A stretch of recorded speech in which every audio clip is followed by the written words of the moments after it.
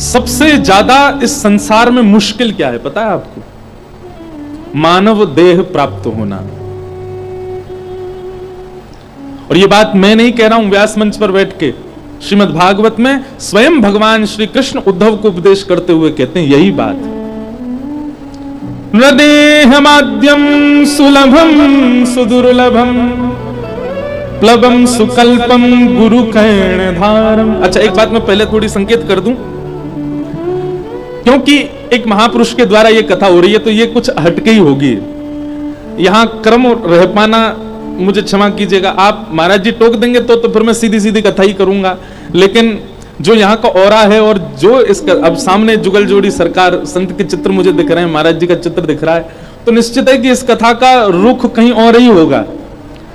यहाँ वाह तो कोई भाव जो भी आ रहे हैं ना वो अद्भुत ही हैं, इसलिए बहुत ध्यानपूर्वक सुनिएगा। कदाचित ऐसा होता नहीं है, मैं कहीं कथा शुरू करता हूं तो 20-25 मिनट तो मुझको भूमिका बनाने में लगते हैं, पर यहां कथा शुरू हो चुकी है, यहां भाव प्रारंभ हो चुके हैं। तो संसार में सबसे कठिन क्या है?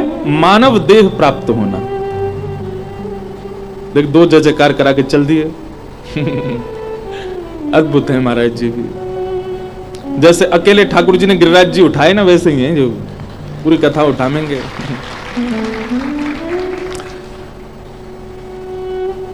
भगवान कहते हैं उद्धव, मैंने मानव के ऊपर सबसे पहली कृपा क्या की, सबसे बड़ी कृपा क्या की? इधर देखो सब लोग, कि उसको मानव बनाया। हम आप मानव देह में हैं, इसलिए हमको बहुत सरल लगता है, बहुत सहज लगता है, परंतु कभी ध्यान पूर्वक गैर मानव जीवों को देखा कीजिए, उनका जीवन देखा कीजिए कैसा होता है, उनकी स्थिति देखा कीजिए कैसी होती है। ऐसे ऐसे जीव जंतु भी होते हैं जिनका अस्तित्व ही नहीं जानते हम लोग, वह भी जीवित रहते हैं इस पृथ्वी पर। ना जाने कौन से कर्म के प्रारब्ध से, कौन से कर्म के वजह से वे किस योनि में पड़े हैं, कुछ नहीं पता। बहुत प्रार्थनाएं करने के बाद, बहुत परिश्रम करने के बाद, बहुत याचनाएं करने के बाद प्रभु हमको मानव बनाते हैं। बहुत वादे किए हमने ठाकुर जी से, तब जाकर के ठाकुर जी हमको मानव बनाते। नदेह माध्यम सुलभम सुदुर्लभम, मैंने व्यक्ति को मानव शरीर दिया उद्धव, ये मेरी सबसे पहली कृपा है उसके ऊपर। और दूसरी कृपा क्या है? बहुत ध्यानपूर्वक सुनना। एक तो मानव बन गए, और मानव बनने के बाद भी एक सदगुरु जीवन में प्राप्त हो गए। भगवान कहते हैं मेरी दूसरी कृपा। सदगुरु मिल जाने का मतलब दीक्षा हो जाना ही नहीं होता। सदगुरु मिल जाने का मतलब एक सदराह दिखाने वाला मिल जाए। गोस्वामी तुलसीदास जी को हम में से किसी ने भी नहीं देखा, लेकिन गोस्वामी तुलसीदास जी के प्रवचन, गोस्वामी तुलसीदास जी के भाव आज भी हमको राह दिखा रहे हैं। सूरदास जी को हमने नहीं देखा, हितरवंश महाप्रभु का साक्षात दर्शन हमने नहीं किया, गोपाल भट्ट गोस्वामी जी को प्रत्यक्ष नहीं देखा, पर उनके बताए गए राह हम सब पालन कर रहे हैं। तो वे सदगुरु हैं हमारे, वे सदगुरु हैं। तो गुरु का मतलब केवल दीक्षा दे देने वाला नहीं होता, दिशा देने वाला होता है। भगवान कहते हैं कि पहला तो मैंने तुमको मानव बनाया, ये मेरी सबसे पहली कृपा, और दूसरा तुम्हें गुरु की वाणी पर विश्वास होने लग जाए, ये मेरी दूसरी कृपा है। यह भी भगवत कृपा से ही होता है कि आपको किसी सद्व्यक्ति की बातें अच्छी लगने लग जाएं, आपको किसी के सद्भाव इतने अच्छे लगने लग जाएं कि आप उनका पालन करने लगो बिना किसी के रोक टोक के।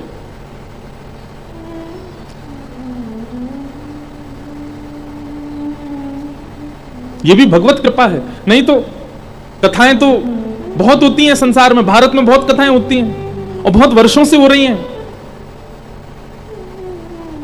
पर आपकी भावना किसी को सुनने की बन जाती है, किसी को डट करके उसका आस्वादन करने की बन जाती है। यह भी भगवत कृपा से ही होता है। अपनी कमर कभी कभी थपथपाया कीजिए अगर आपकी कथा में रुचि बनती है तो। क्यों? क्योंकि मानव देह पहली कृपा ठाकुर जी की, और कथा में रुचि ये दूसरी कृपा है ठाकुर जी की। नहीं तो सबकी रुचि नहीं बनती है।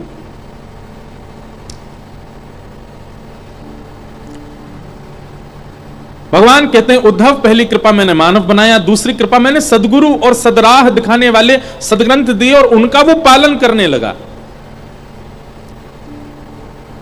और तीसरी कृपा मयानुकूलेन नभस्वतेरितम पुमान भवाब्धिम न तरेत्स आत्मा।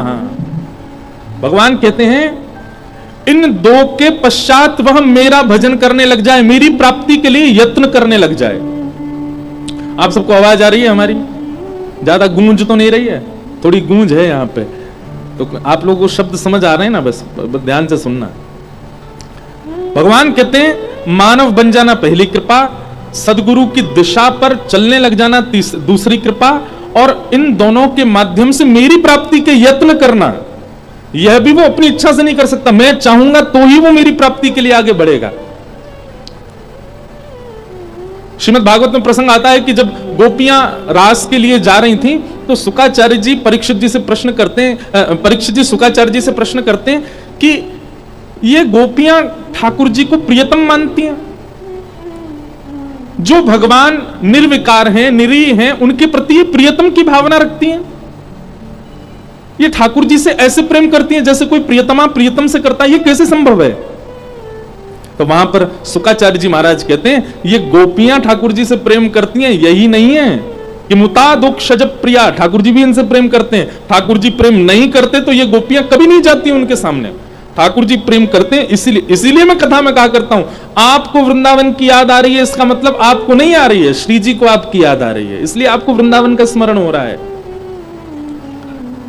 अरे सुनाई दे जाए कि ब्रज से इंद्रेश जी आए हैं, आप सब लोग इतनी संख्या में आ गए, तो इसका मतलब ये नहीं है कि इंद्रेश जी कोई कछु सुनावे वारे हैं या उनकी कथा में कछु मिलवे वारो है। निश्चित ही ब्रज की किसी भी अणु वस्तु से भी आपको प्रेम है, तो इसका मतलब ब्रज को आप प्रिय लगते हो, आपको ब्रज प्रिय, ब्रज तो बहुत लोगों को प्रिय लगता है।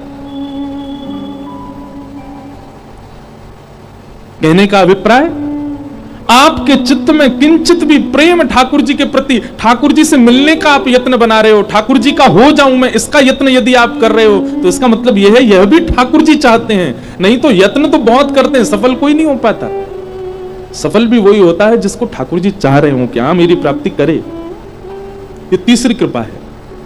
तो एक कृपा तो हम पे हो चुकी है कि हम मानव हैं, पहली कृपा के तो हम सब साक्षी हैं, और दूसरी कृपा भी हम पे हो चुकी है क्या कि हमको दिशा के रूप में कथा प्रिय लगती है, दिशा के रूप में प्रवचन प्रिय लगते हैं, दिशा के रूप में कथाएं प्रिय लगती हैं। और बस तीसरी कृपा की ओर हमको बढ़ना है, उसका अनुभव करना है कि वो हम पे है कि नहीं। और तीसरी कृपा क्या है? मानव देह, गुरु की दिशा, इन दोनों का सदुपयोग करके श्री कृष्ण की प्राप्ति। अब बस तीसरी कृपा की ओर दृष्टि डालनी है कि वो चाहते हैं कि नहीं कि हम उनके हों।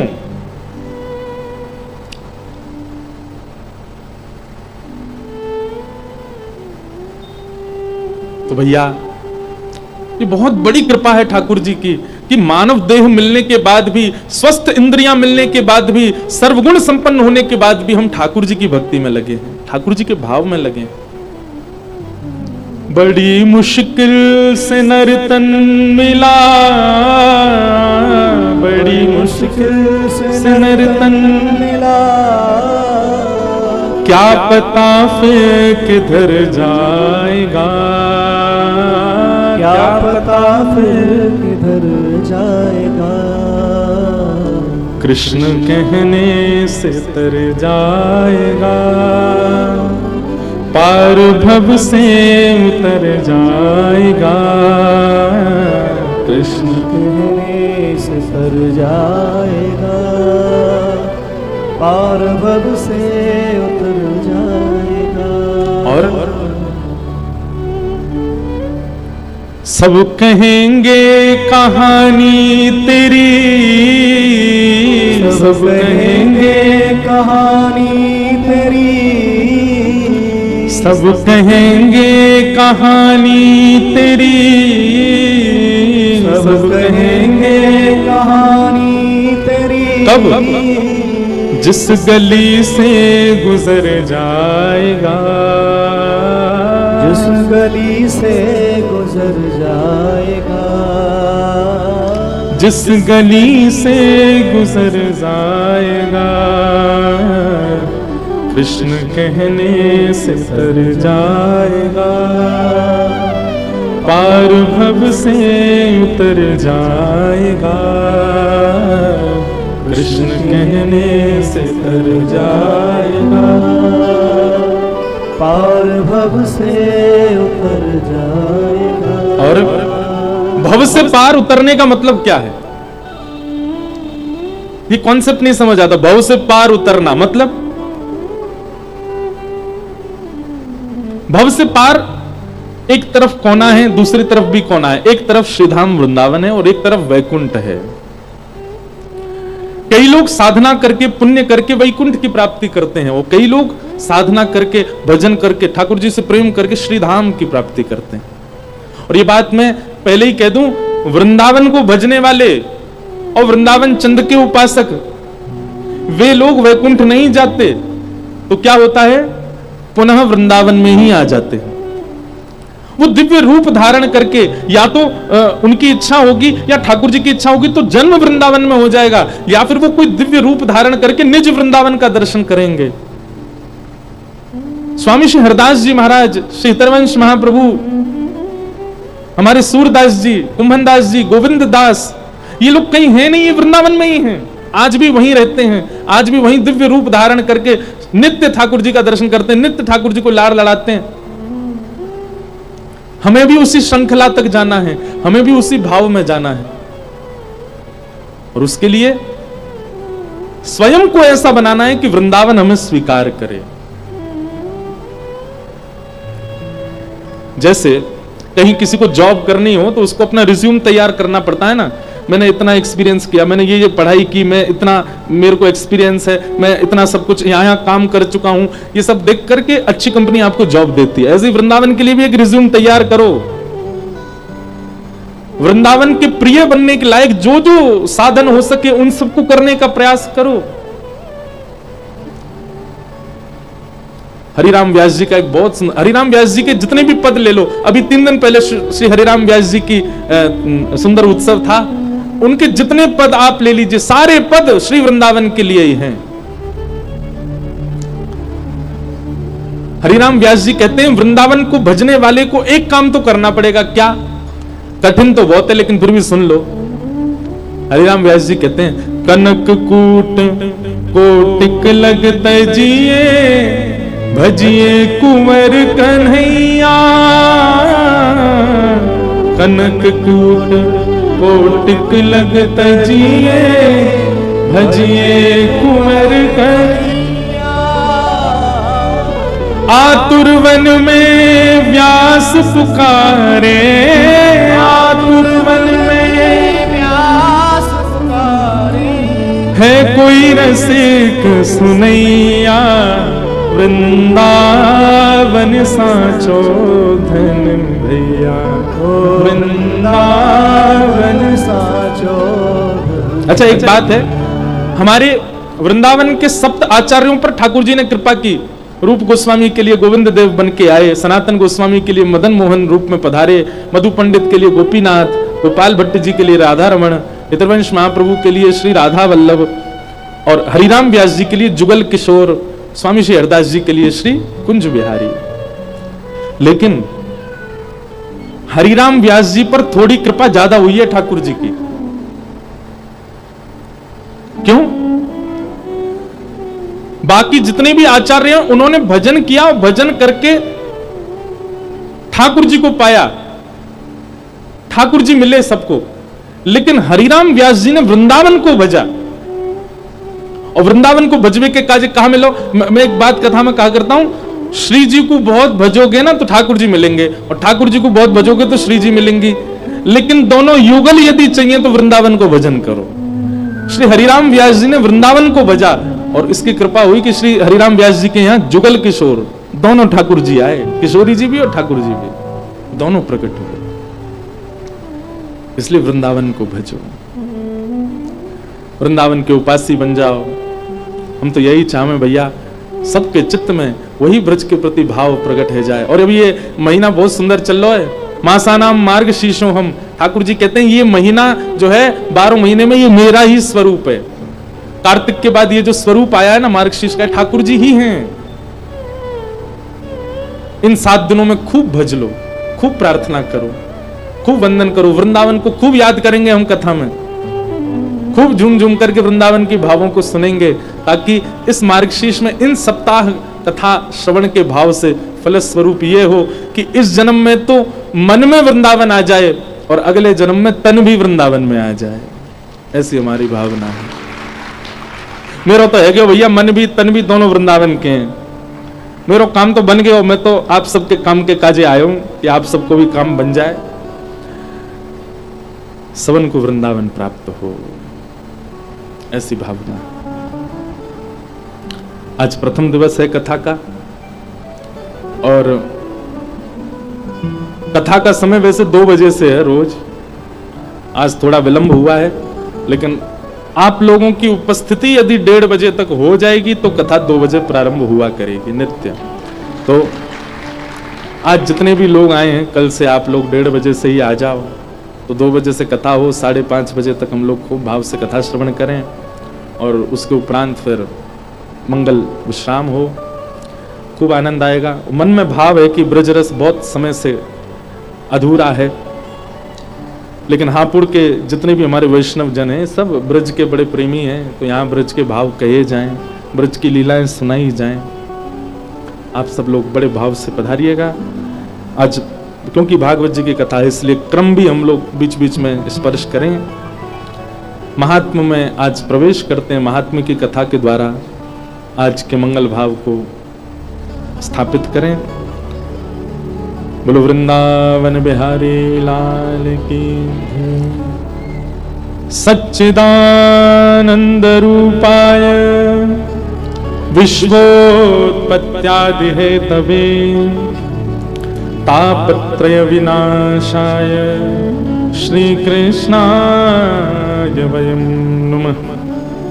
यं प्रव्रजन्तमनुपेतमपेत कृत्यं द्वैपायनो विरह कातरया जुहाव पुत्रेति तन्मयतया तर्वोऽभिनेदुः तं सर्वभूत हृदयं मुनिमानतोऽस्मि। सच्चिदानंद रूपाय, भगवान के 3 रूप हैं, सत्य, चैतन्य और आनंद। स्वरूप ठाकुर जी के बहुत सारे हैं। जाकी रही भावना जैसी प्रभु मूरत देखी तिन तैसी, जैसी जिसकी भावना वैसे ठाकुर जी है। पर इन समस्त भावनाओं वाले ठाकुर जी के 3 ही रूप हैं, सत्य, चैतन्य और आनंद। सबसे पहली बात, ठाकुर जी सत्य हैं, परम सत्य हैं। एक बात याद रखिएगा, जिसके सामने उपस्थित होते ही आपके चित्त से अपने आप सत्य प्रकट होने लग जाता है, जिसके सामने उपस्थित होने पर आप झूठ नहीं रख पाते हैं चित्त में, या तो वो ठाकुर जी हैं या ठाकुर जी का कोई जन है, ये बात निश्चित मानिए। और किसी के समकक्ष जाने के बाद अत्यंत झूठ भी बोल लेते हो आप, खूब छुपा भी लेते हो, तो कहीं ना कहीं 2 बात हो सकती है कि ठाकुर जी भी आए, लेकिन आप में इतना कलयुग घर कर चुका है कि ठाकुर जी के आने पर भी कोई प्रभाव नहीं हुआ, आपने वहां भी झूठ बोल दिया। यदि किंचित भी भजन बना होगा ना जीवन में, तो ठाकुर जी की उपस्थिति या ठाकुर जी के किसी जन की उपस्थिति आपको असत्य नहीं बुलवा सकती, वहां सत्य प्रकट होगा ही होगा। अच्छा, एक और बात, कई बार हम सत्य प्रकट नहीं करते। गोपाल जी जिनके डोल रहे हैं, इनको बैठा लो, थोड़ी देर कथा वाले गोपाल जी को घूमने दो। हम क्या कह रहे थे, ध्यान से सुनना। कई बार आप सत्य प्रकट नहीं करते, लेकिन आपका तन प्रकट कर देता है। जैसे किसी भगवदीय के सामने आने पर आप चाहते तो हैं कि मैं इनको अपने हृदय की बात बताऊं, पर आप नहीं बोल पाते, तो आपका तन बोलता है। क्या? आपके हस्तकमल कांपने लग जाएं, नेत्रों से अश्रु आने लग जाएं, मन व्याकुल होने लग जाए, सांसें चलने लग जाएं, धड़कनें तेज। तो इसका मतलब क्या है? दोनों बातें हैं। सामने जो बैठा है वो भगवदीय भी है, और दूसरा आपके चित्त में थोड़ा भजन जो है वो श्रेष्ठ है, इसलिए असत्य आपके भीतर रुक नहीं पा रहा है, वो उसको प्रकट करने की इच्छा कर रहा है। ये भगवान का प्रथम स्वरूप है, सत्य, जिनके सामने सत्य रुक ना पाता हो, प्रकट हो जाता हो, जिनके सामने सत्य छुपाने की भी इच्छा मन में ना होती हो, जो है वास्तविक है और वह प्रकट कर दिया जाए। क्षमा कीजिएगा, बहुत नाम जप करने वाला, बहुत साधन करने वाला, बहुत कथाएं सुनने वाला, लेकिन सब काम करता है पर फिर भी असत्य बोलने में झिझकता नहीं है, तो कहीं ना कहीं उसके चित्त में वो भजन बाह्य है, आंतरिक नहीं, क्योंकि राक्षस स्वभाव है।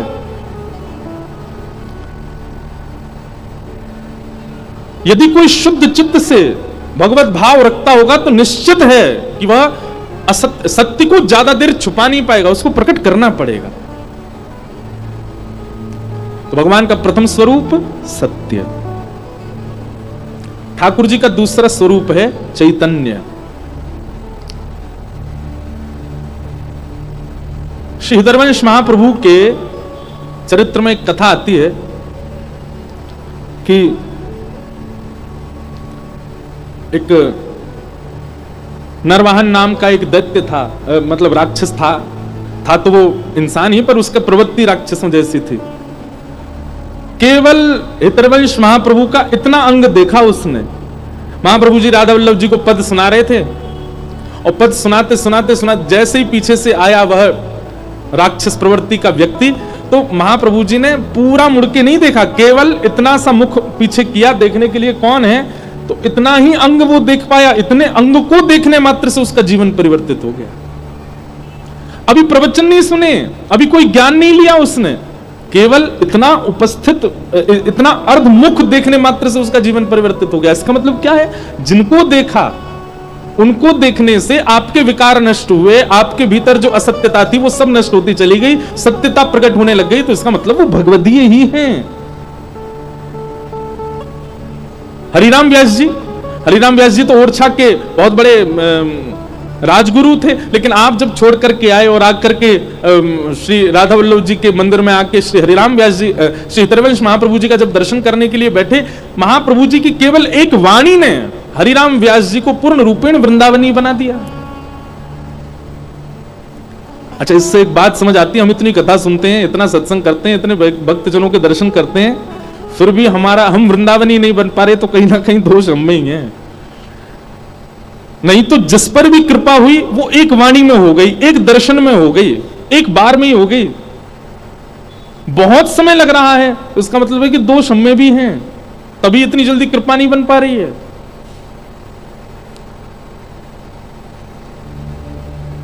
महाप्रभु जी का स्मरण भी इसलिए हो रहा है कि जब मैं गाड़ी से उतरा तो सबने यही कीर्तन कर दिया, जय जय राधा वल्लभ श्री हरिवंश, जय श्री वृंदावन श्रीवन चंद, इसलिए महाप्रभु जी बार बार याद आ रहे हैं। हरिराम व्यास जी तो इतने बड़े विद्वान थे, पूरा भारत का विद्वत समाज कांपता था हरिराम व्यास जी के नाम से। क्या वैभव, क्या ऐश्वर्य, क्या संपत्ति, सब कुछ था उनके पास में। केवल एक दिन ओरछा में बैठे बैठे बेतवा नदी के तट पर कोई वृंदावनी गया और वृंदावन का कोई रसपद गाने लगा। उस पद को सुनने मात्र से हरिराम व्यास जी के चित्त में आ गया, ये पद किनका है, ये भाव किनका है, जो ये गा रहे हो आप, ये किसकी रचना है। तब उन्होंने कहा, ये वृंदावन में श्री राधा वल्लभ जी के परम सेवक श्री हितरवंश महाप्रभु का भाव है। उसी समय निकल पड़े वृंदावन की ओर। अल्लो, एक और बात समझ में आई, नरवाहन पर तो फिर भी महाप्रभु जी के इतने अंग देखने से कृपा हुई। हरिराम व्यास जी ने तो केवल पद सुना, वो भी किसी और का गाय, किसी और के मुख से, उससे कृपा हो गई। चले गए वृंदावन, लेकिन वृंदावन भी ऐसे नहीं गए, अपने यश वैभव को संग लेकर के गए। अपने सारे जितनी जगह वो जीत चुके थे, जितनी जगह उनको विजय मिली थी, सब जगह के विजय पत्र संग लेकर के गए। राधा वल्लभ जी के मंदिर में जाकर के केवल प्रार्थना की कि मुझे महाप्रभु जी से मिलना है। तो सेवकों ने कहा, भी अभी सेवा में हैं, आप थोड़ी देर विराजो। तो हरिराम व्यास जी बोले, तुम जानते हो किसको बैठने के लिए कह रहे हो? अरे हम इतनी दूर से चल के आए हैं, 2 मिनट हमारा संवाद करा दो उनसे। सेवकों ने जाकर के महाप्रभु जी से कहा कि कोई हरिराम व्यास जी आए हैं, वो बैठे ही नहीं रहे, डटे ही नहीं रहे, यूं कह रहे अभी मिलवाओ। महाप्रभु जी बोले, ठीक है, उनको लेकर के आओ। हरिराम व्यास जी को लेकर के सब सेवक जन जैसे ही गए, रसोई घर में महाप्रभु जी कुछ प्रसादी ठाकुर जी की सिद्ध कर रहे थे। और जैसे ही हरिराम व्यास जी आकर के बैठे, तो महाप्रभु जी ने क्या किया, चूल्हे में से अग्नि ठंडी करने लगे, पात्र उठा करके नीचे रखने लगे, सब जो क्रिया कर रहे थे वो विश्राम करने लगे। तो हरिराम व्यास जी ने आके कहा, भगवान ये आप क्या कर रहे हो, आप सेवा कर रहे हैं ठाकुर जी की, वो पूरी कर लीजिए, और हाथ से आप सामग्री बनाते रहो। मेरी तो जिज्ञासाएं मुख से बताने की है ना, मेरे प्रश्नों का उत्तर तो मुख से देना है। हाथ से सब्जी बनती रहेगी, सामग्री बनती रहेगी, मुख से मेरे उत्तर देते रहो। उसके बाद जो महाप्रभु जी ने उत्तर दिया, उसी से ही हरिराम व्यास जी का जीवन परिवर्तित, एक वाक्य में। महाप्रभु जी कहते हैं, व्यास जी आपके लिए मुख से उत्तर देना और हाथ से सामग्री बनाना, ये दो काम हो सकते हैं, पर मेरे लिए सामग्री सिद्ध करना ठाकुर जी की सेवा है। और मैं सामग्री सिद्ध केवल हाथ से नहीं करता, मन से भी करूंगा, बुद्धि से भी करूंगा, नेत्रों से भी करूंगा, ठाकुर जी की सेवा के लिए। ऐसा नहीं है कि केवल हाथ वहां चल रहे हैं, बुद्धि कहीं है, मन कहीं है। अरे जब सेवा कर रहे हैं, ठाकुर जी की प्रसादी बना रहे हैं, तो मन भी वही है, बुद्धि भी वही है। और अगर मैं प्रसादी बनाऊंगा तो आपका संशय दूर कैसे करूंगा, क्योंकि मेरा मन तो सामग्री में है, और आपको संशय निवृत्ति की इतनी जल्दी है, तो फिर उसके लिए मुझे सामग्री छोड़नी पड़ेगी, आपकी निवृत्ति करनी पड़ेगी, क्योंकि मन वहां से हटा के आप में लगाना पड़ेगा। आपके प्रश्न का उत्तर देना ये मन के काम है, और सेवा करना भी मन का काम है, पर आपके लिए अलग है। आपके लिए प्रसादी बनाना हाथ का काम है, उत्तर देना मन का काम है, पर मेरे लिए प्रसादी बनाना भी मन का काम है, इसलिए मुझे मन एक तरफ से हटाना पड़ेगा। हरिराम व्यास जी हाथ जोड़ लिए, बोले बस मेरे सारे प्रश्न खत्म हो गए, अब कुछ नहीं पूछना मुझे। चरणों में प्रणाम किया, बोले कि जीवन भर निकल गया मुझे विद्वत्ता करते करते, ग्रंथों को पढ़ते पढ़ते, लेकिन आज तक ऐसा प्रत्युत्तर नहीं मिला। आपने मेरा भेद खोल दिया कि तन की क्रिया मन की क्रिया अलग है, तो इसका मतलब है हम संसारी हैं, पर जहां तन है वही मन है, इसका मतलब हम भगवदीय हैं। मेरे को मेरा उत्तर मिल गया। कितना अच्छा सूत्र है।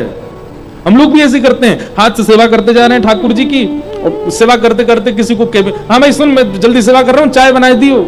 इसका मतलब क्या, मन वहां भी है। जब भगवत सेवा है तो उस समय भगवत सेवा है, उस समय मन आपका कहीं नहीं जाना चाहिए। और यदि मन उस समय कहीं और जा रहा है तो इसका मतलब है कि सेवा ठाकुर जी स्वीकार नहीं कर रहे हैं। सेवा तन से नहीं, हाथ से नहीं, मुख से नहीं, नेत्रों से नहीं, मन से होती है। मन एक ही जगह रहता है। गोपियां कहती हैं ब्रज की, एक हतो सो गयो श्याम संग, को राधे को मन ना रहे 10-20। उद्धव, तुम कह रहे हो कि हम अपना मन कहीं और लगा लें कृष्ण को छोड़ करके? कोई 10-5 मन है क्या हमारे पास कि एक कृष्ण में लगा लें, एक घर में लगा लें, एक परिवार में लगा लें, एक पति में लगा लें, एक बच्चों में? एक ही मन है हमारे पास। और एक हतो सो गयो श्याम संग, श्री कृष्ण मथुरा गए तो मन भी हमारा उन्हीं के संग चला गया। कैसे कहीं और लगा लें हम? मन ना रहे 10-20, ये एक स्थिति है।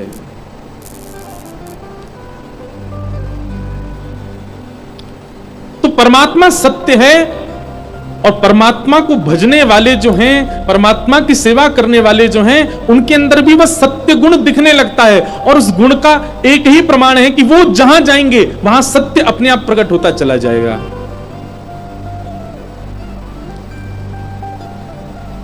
पहला रूप भगवान का सत्य, दूसरा रूप भगवान का चैतन्य। चैतन्य का मतलब ठाकुर जी जड़ नहीं है। मैं कथा में एक बात कहता हूं, कोई कहते हैं ब्लैक मार्बल के ठाकुर जी हैं, कोई कहते हैं अष्ट धातु के ठाकुर जी हैं, कोई कहते हैं चांदी के ठाकुर जी हैं, कोई कहते हैं स्वर्ण के ठाकुर जी हैं, कोई कहते हैं फलाने पत्थर के ठाकुर जी हैं। नहीं, ठाकुर जी जड़ नहीं है। ये जड़त्व तो हमारे लिए एक चुनौती है। और वो चुनौती कैसी है? ठाकुर जी जड़ रूप में हमारे पास आकर के हमें चुनौती देते हैं, यदि तुम्हारे प्रेम में सामर्थ्य हो, तुम्हारे भाव में सामर्थ्य हो, तुम्हारी भक्ति में सामर्थ्य हो, तुम्हारी सेवा में सामर्थ्य हो, तो मैं आया हूं जड़ बन के, तुम चैतन्य बना के दिखाओ। मेरी भुजा तो ऐसी रहेंगी, लेकिन तुम अपने भाव से इनको सीधी करके दिखाओ। मैं तो त्रिभंग लली ही हूं, लेकिन तुम अपने भाव से कभी बैठा के दिखाओ।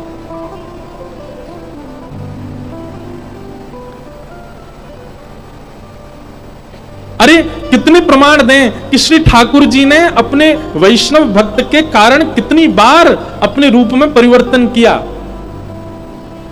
श्री हरिराम व्यास जी के चरित्र में आता है कि हरिराम व्यास जी के श्री जुगल किशोर जी, उनके लिए कोई वंशी लेकर के आया, तो जुगल किशोर जी को वंशी जैसे ही पधराने लगे व्यास जी, तो वंशी थोड़ी बड़ी थी, ठाकुर जी के हस्तकमल में आ नहीं रही थी, तो व्यास जी ने थोड़ा सा श्रम किया तो श्री ठाकुर जी के अंग में से रक्त प्रवाहित होने लग गया, श्री जुगल किशोर जी के।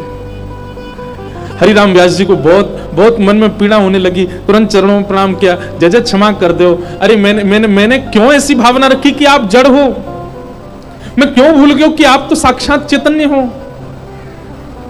मैंने आपके हस्तकमल में पीड़ा दे दी ठाकुर जी, मुझसे अपराध बन गए हो। और हरिराम व्यास जी उसी समय अपने पुत्र को सेवा में करके और निकल पड़े वृंदावन की परिक्रमा में। सूर्य उदय से सूर्यास्त तक केवल परिक्रमा करूंगा, या को अपराध को प्रायश्चित करूंगा, मैंने ठाकुर जी को श्रम कर दियो। हरिराम व्यास जी परिक्रमा करके रात्रि में जैसे ही वापस आए और शयन में आकर के जुगल किशोर जी का दर्शन किया, तो जुगल किशोर जी वही वंशी धारण करके खड़े थे जो सुबह आ ही नहीं रही थी हाथ में। हरिराम व्यास जी ने अपने पुत्र को बुला करके पूछा, जी वंशी तो ठाकुर जी के नाप की थी नहीं, ठाकुर जी के हस्तकल में सुबह आ नहीं रही थी, जी कैसे आ गई? पुत्र ने तुरंत जुगल किशोर जी के पास जाकर के और पिताजी से कही, पिताजी आप कैसे कह रहे हो जी वंशी ठाकुर जी के नाप की नहीं है, देखो ये तो बड़ी सहजता से बाहर आ रही है, बड़ी सहजता से ठाकुर जी धारण कर रहे हैं। तभी हरिराम व्यास जी ने स्नान आदि करके भीतर मंदिर में जाके देखी कि वंशी तो उसी आकृति की है, पर श्री जुगल किशोर जी ने अपने हाथ बड़े कर लिए ताकि वो वंशी आ जाए। ठाकुर जी चैतन्य हैं, जड़ नहीं है।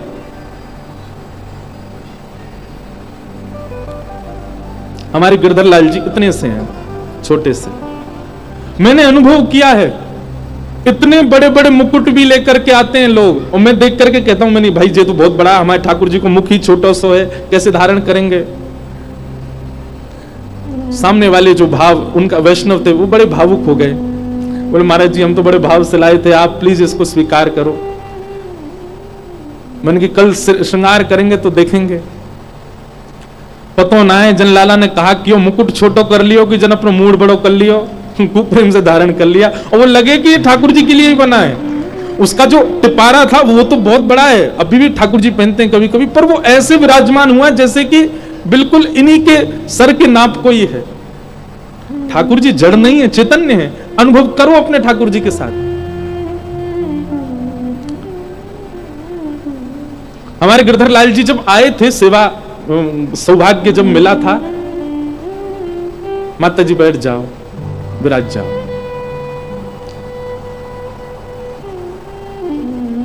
तब ठाकुर जी को इतनी इतनी पोशाक पहनाते, वो भी बड़ी लगती थी। अब इतनी बड़ी भी पहन लेते तो भी छोटी लगती है। पता नहीं कैसे रूप धारण करते हैं, कैसे आकृति बना लेते हैं। हमने तो बहुत अनुभव किया है कि श्री ठाकुर जी परम चैतन्य हैं। हमारे गिरधर लाल जी को जिसने प्रत्यक्ष नहीं देखा ना, वो यही विचार करता है कि इतने बड़े ठाकुर जी होंगे, खूब सुंदर श्रृंगार होगा, खूब बड़े बड़े नेत्र होंगे, लेकिन जब वो प्रत्यक्ष दर्शन करने जाता है इतने से दिखते हैं ठाकुर जी, बहुत छोटे से। और एक और बात, जो गिरधर लाल जी को देखते रहते हैं उनके लिए बात है, 11 से 17 जनवरी आप श्री लाल जी का दर्शन कीजिएगा। इतने बड़े बड़े मंडप बनते, इतने बड़े बड़े गर्भगृह बनवाते हैं हम श्री लाल जी के। छोटे से ठाकुर जी पीछे से देखने वाले पंडाल में उसको भी दिखाई देते हैं, ऐसा लगता है मानो उन्होंने अपना रूप बड़ा कर लिया हो। ठाकुर जी चैतन्य हैं। और आपने जड़ मान ही रखे हैं। आपके मन में यह भावना है कि जड़ भाव है, कि ये तो पाषाण ही है, तो वो पाषाण की तरह ही रहते हैं। फिर भावना रखो कि ये चैतन्य है, तो चैतन्य की तरह ही रहेंगे। हम कथा में आते हैं तो कथा में आते समय लाल जी अकेले रहते हैं कक्ष में, तो अकेले नहीं रहते, उस समय ठाकुर जी के पास जाएंगे, लाल जी आपकी कीर्ति गावे जा रहा हूं, आपको न यश सुनावे जा रहा हूं, आपकी न प्रशंसा करवे जा रहा हूं कथा में, थोड़ी देर आराम कर लियो, आनंद कर लियो। पर हमें पता है ऐसी भावना कितनी बार आई है कि ऐसा लगता है कि जैसे ही हम कथा करने के लिए आते हैं श्री ठाकुर जी परम चैतन्य हो जाते हैं और बिस्तर पर जाके खूब कूदते होंगे, तकिया पे लौट जाते होंगे, फ्रिज खोल के देखते होंगे काका धरो यहाँ पे, मधुमंगल श्रीदामा सुबल तो सब उनको बुला लेते होंगे, ले भैया बढ़ाओ सबरे धुआंधार। कितनी बार ऐसा अनुभव हुआ है कि वो चैतन्य है। मीराबाई का ये पद बहुत सुंदर लगता है, ओ मायरी मायरी मायरी मैंने लियो री गोविंदा मोल रे, मैंने लियो री गोविंदा मोल रे, मैंने लियो रे गोविंदा मोल रे, मैंने लियो रे गोविंदा मोल रे, मैंने लियो रे गोविंदा मोल रे। मायरी मायरी मायरी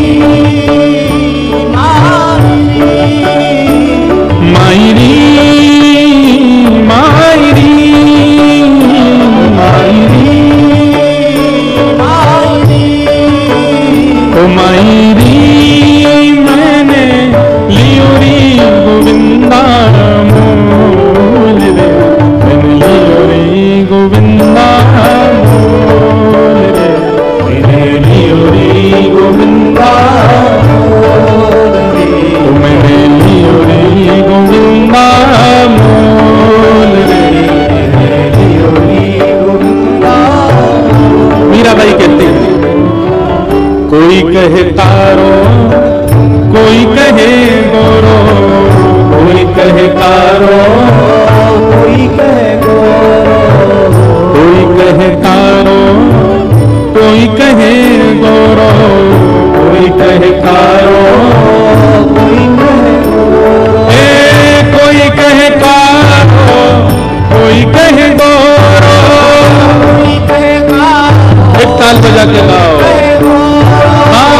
कोई कहे कारो कोई कहे गोरो, कोई कहे कारो कोई कहे गोरो, मायरी मायरी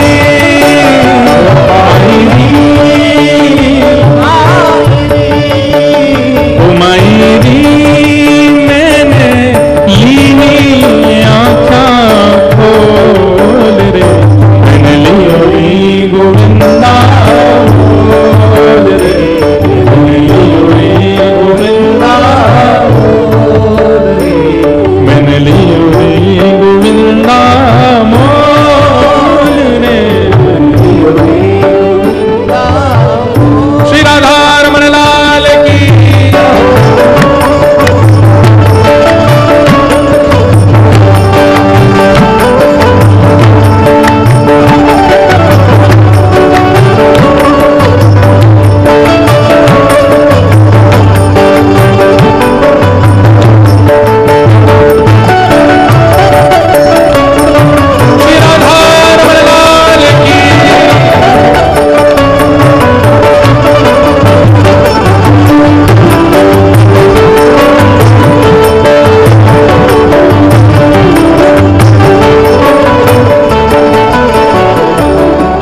जुगल जोड़ी सरकार की।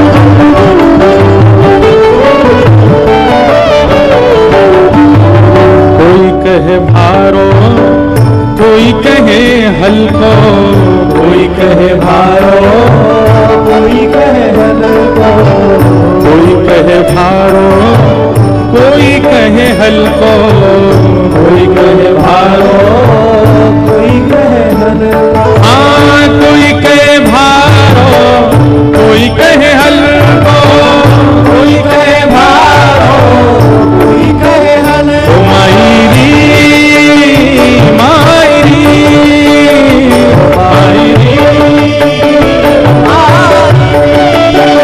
ओ मायरी, मैंने लीनो तराजू तो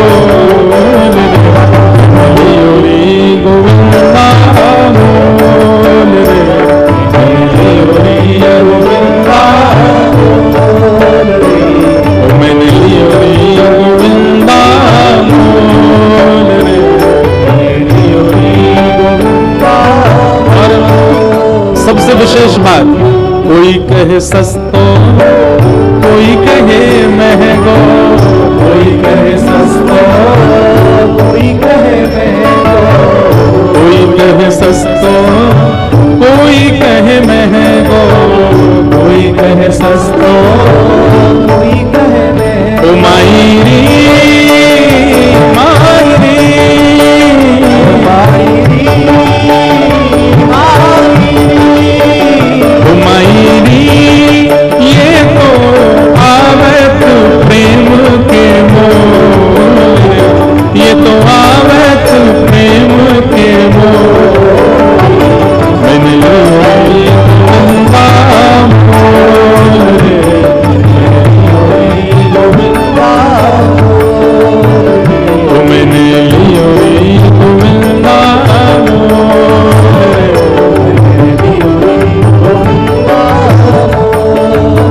और मीराबाई कहती हैं जिनके भी घर पे ठाकुर जी की मधुर सेवा विराज रही है, एक तो है कि घर पे केवल पूजा के लिए ठाकुर जी रखे हुए हैं एक कोने में, लेकिन एक है कि घर वाले बैठे हैं कोने में, पूरे घर में राज है ठाकुर जी का।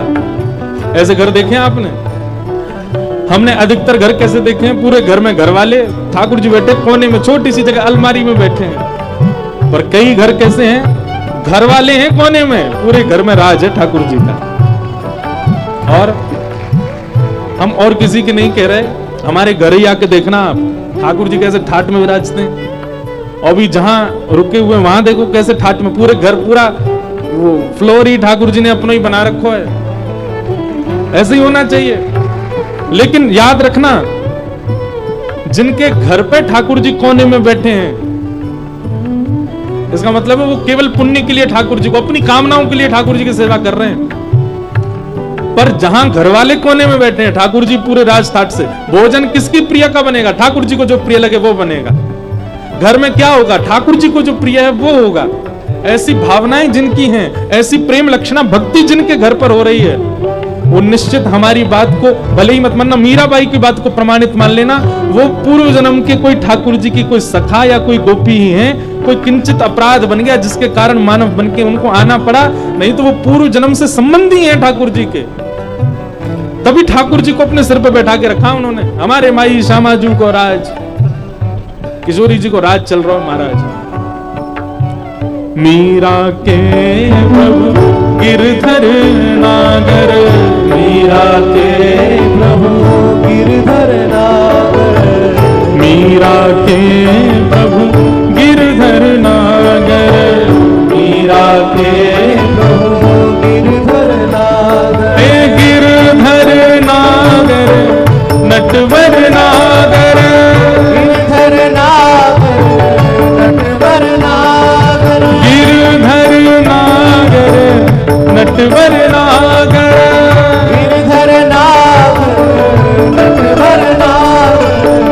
मीरा के प्रभु गिरधर नागर, मीरा के प्रभु गिरधर नागर। ये तो पूरब, ये तो पूरब, ये तो पूरब जन्म को मेल रे, मैंने लियो रे गोविंदा मोल रे,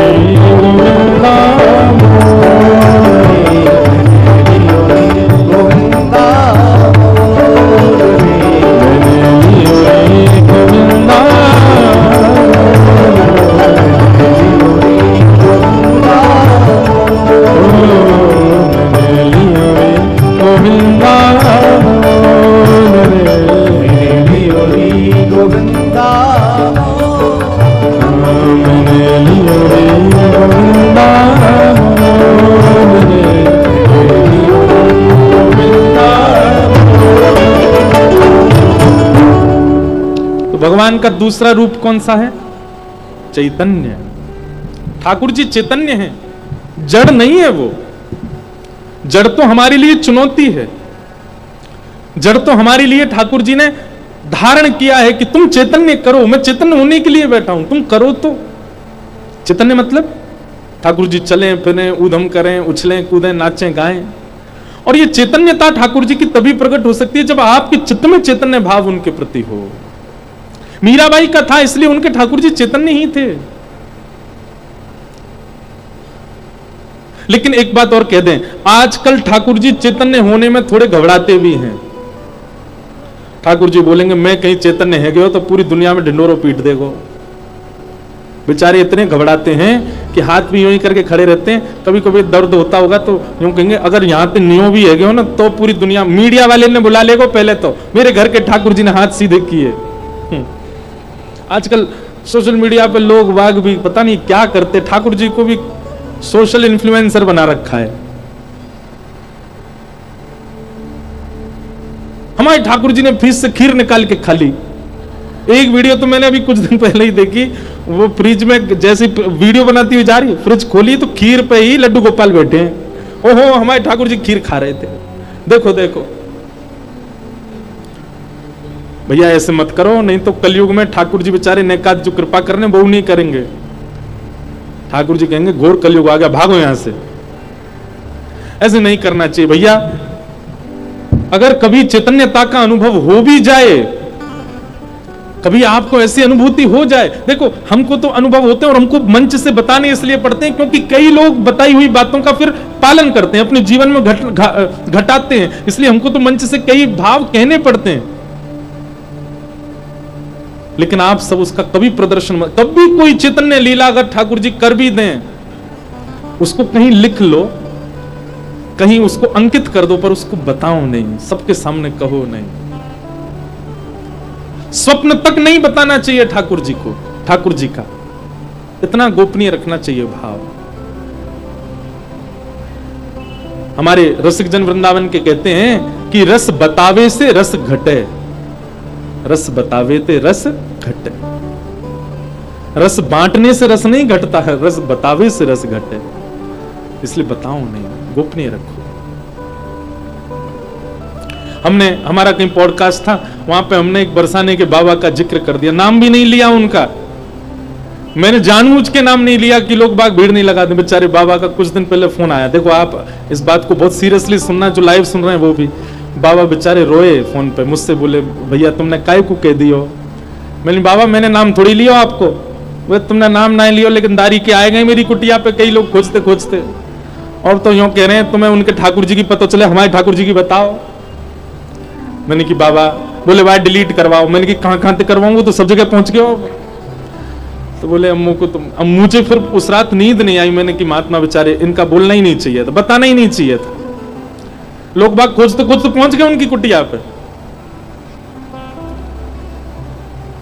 भैया रस की चर्चा मत कहो ज्यादा। हम मंच से कह दें सुन लो, भाव रखो चित्त में, अच्छे से उसका रखो। अपनी सेवा के भी जो आपको अनुभव होते हैं उनको भी गोपनीय रखो, चित्त में रखो, और होने दो। बहुत कुछ करेंगे ठाकुर जी अभी। आप एक बार में ही इतने ज्यादा क्यों उछलने लग जाते हैं? हमारे ठाकुर जी ने ऐसा किया।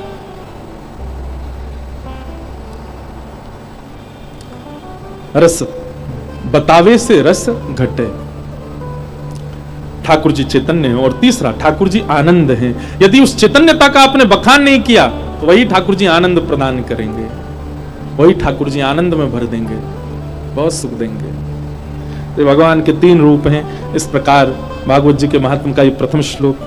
हम सब परम सौभाग्यशाली हैं। व्यास मंच के ठीक बगल में पूज्य महाराज जी विराज रहे हैं। महाराज जी को बारंबार वंदन है। जिनकी आज्ञा से, जिनकी कृपा से हम आप सब लोग आज हापुड़ में कथा श्रवणार्थ उपस्थित हुए हैं। आप सब श्रोताओं की ओर से पूज्य महाराज जी को बारंबार प्रणाम, बारंबार वंदन। आज महात्मा का प्रसंग है, थोड़ा प्रसंग में चलें, भागवत जी का महात्मा सुन लें।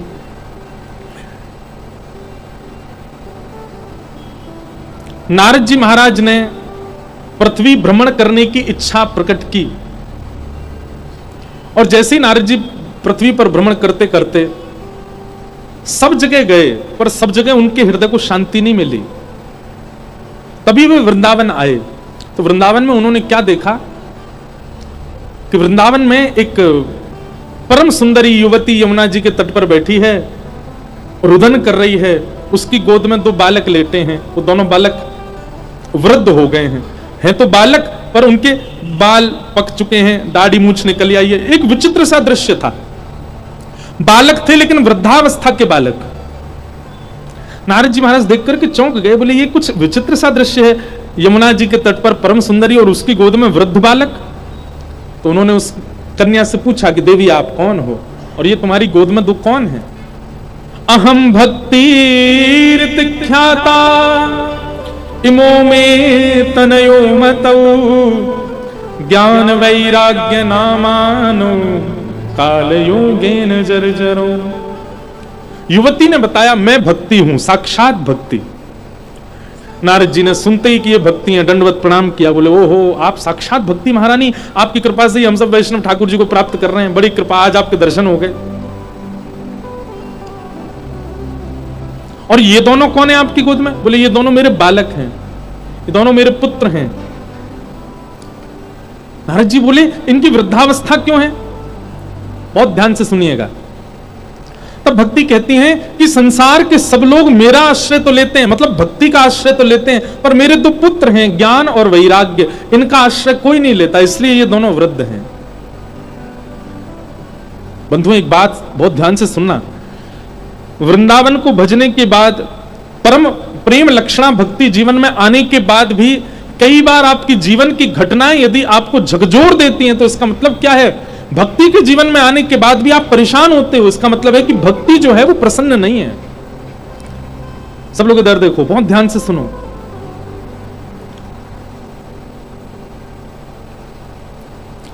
भक्ति यदि जीवन में आएगी तो फिर संसार के उतार चढ़ाव में भी आप सम ही रहोगे, वहां आप विचलित नहीं हो सकते।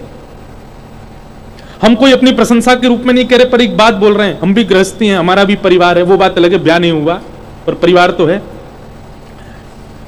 हमारे परिवार में भी बहुत कुछ चल रहा होता है और उसके बीच ये लगातार कथाएं, कल बिसौली बदायूं के पास पूरी करके आए, आज यहां प्रारंभ कर रहे हैं, 28 को यहां विश्राम करेंगे, 29 से वृंदावन में करेंगे, 5 को वृंदावन में पूरी करेंगे, 6 से ऋषिकेश में करेंगे। क्या हमारे जीवन में कुछ नहीं होता होगा? हमारे घर परिवार में कुछ घटनाएं नहीं होती होंगी, कुछ ऐसी बात नहीं होती होगी जिससे चिंता होती हो? बहुत कुछ होता है, बहुत कुछ निजी जीवन में भी होता है। कई बार बहुत बुखार भी होता है, तभी कथा करने आते हैं। आप लोगों के पास तो बहाना हो सकता है कथा ना सुनने का, पेट में दर्द है, सिर में दर्द है, बुखार है। हम क्या बहाना बनाए? महाराज जी चाहे आपके सिर में दर्द हो, चाहे आपके पैर में दर्द हो, पेट, कथा तो करनी ही पड़ेगी, चाहे 2 घंटा विलंब से करो, कथा तो हमें ही आके करनी पड़ेगी। लेकिन इन सब परिस्थितियों में अपने 9 वर्ष के कथा जीवन का बहुत बड़ा अनुभव नहीं है, पर 9 वर्ष का एक अनुभव बता रहे हैं। बहुत भयावह परिस्थितियां भी परिवार में होती हैं, लेकिन फिर भी भागवत जी की कृपा से, भगवत भागवती कथा कहने के प्रभाव से हृदय सम रहता है, हृदय में ज्यादा विचलनता नहीं आती, और यही भक्ति आपके चित्त में है, इस बात का प्रमाण है। मैं टूट गया, मैं हार गया, परिस्थिति ऐसी आई कि मैं बिखर गया, ये बात संसार के लोग करते हैं, वैष्णव नहीं करता।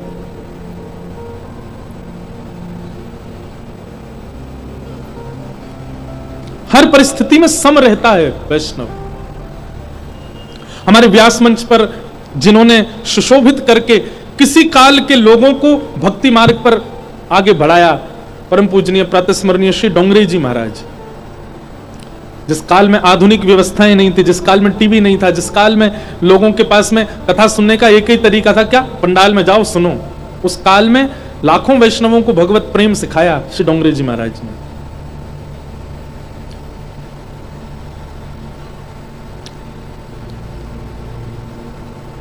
इतने बड़े बड़े सेठ साहूकारों के यहां उन्होंने कथा की, इतनी बड़ी बड़ी कथाएं गुजरात में की, और वे कथा करते थे तो उनका स्वरूप नीचे मुख करके, जैसे कभी कभी व्यास मंच पे दास के साथ भी होता है कि मेरे नेत्र बंद हो जाते हैं, कथा में कहता रहता हूं, पर महाराज जी के साथ ऐसा था कि वो नीचे मुख करके कथा सुनाते थे, श्रोताओं को दिखते ही नहीं थे, ऐसे ही करके पूरी कथा कहते थे।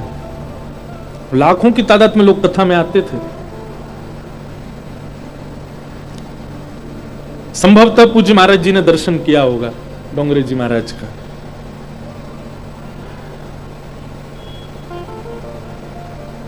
उनका नियम था, ये हमारी शिक्षा के लिए भी है, ये बात आप लोगों के लिए भी, उनका नियम था कथा में जो भी प्राप्त होता था, जो भी दक्षिणा मिलती थी, जो भी लोग चढ़ा देते थे, जो भी उनको कुछ देते थे, वो सब इकट्ठा करते और 7वें दिन वहां पर उतनी धनराशि से एक अन्य क्षेत्र चालू कर देते उसी नगर में, कि यहां आने वाले सब वैष्णवों को प्रसादी की व्यवस्था इसी धनराशि से हो।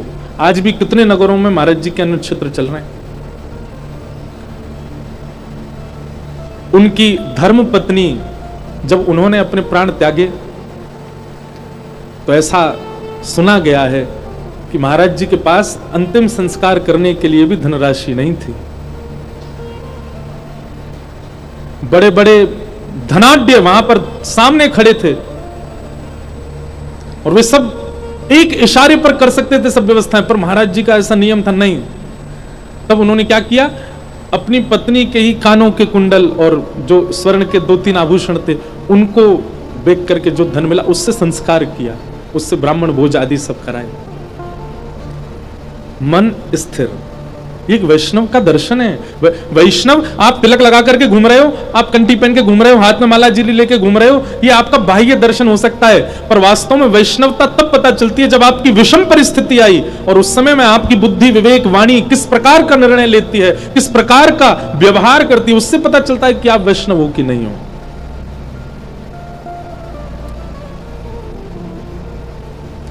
और याद रखिएगा, जिनके चित्त में केवल भक्ति है वो अपनी जीवन की परिस्थितियों में डगमगा सकते हैं, पर भक्ति ज्ञान वैराग्य सहित है वे ही अपनी जीवन की किसी भी परिस्थिति में सम रह सकते हैं। आप भक्ति तो जीवन में ला रहे हैं पर उसके पुत्र ज्ञान और वैराग्य को बिल्कुल भी स्थान नहीं देते हैं। वो मां कैसे प्रसन्न रहेगी जिसके बालक की वहां ना हो। हम ये नहीं कहते कि ज्ञान प्रधान हो जाओ, ये नहीं कहते कि वैराग्य प्रधान हो जाओ, रहो भक्ति प्रधान ही, पर ज्ञान वैराग्य चित्त में होने अति अनिवार्य हैं।